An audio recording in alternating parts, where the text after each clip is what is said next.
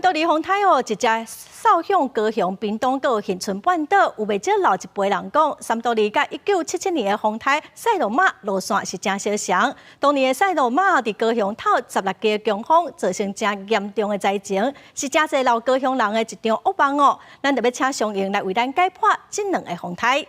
是主播。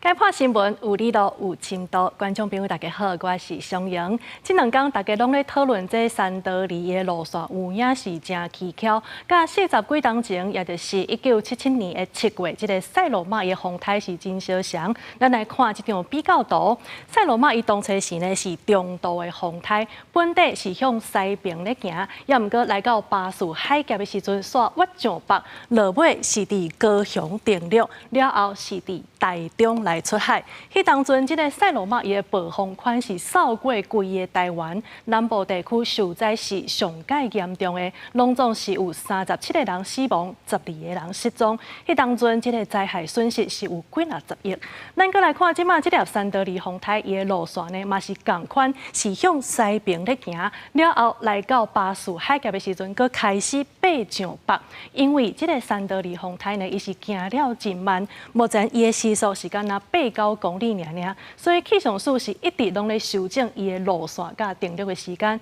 目前是预测伊会伫明仔载，也就是10月初3的时阵会来定录，然后一路上北。虽然讲呢，这条三道离风台伊是中度风台，也毋过因为即马咱台湾的北边是有东北季风要落来，佮加上咱的护国神山，也就是中央山脉这个地形的破坏，所以三道离伊即马是一直拢咧减弱，落尾可能就会伫台湾的顶头转安尼规个线去。爱提醒大家千万都爱注意，就是讲因为即马拄好是大涝的时期，所以沿海地区千万都爱注意这海水倒激的情形。另外呢，这风台雨其实是被暗算一个，所以气象署是提醒大家，尤其是伫南部地区的人，要是爱来注意这个风雨。唔管这条风台到底落尾是会定录，也是未定录，大家千万拢爱做好防灾的准备。以上就是今仔日的解破新闻，咱即马甲现场交通有主播。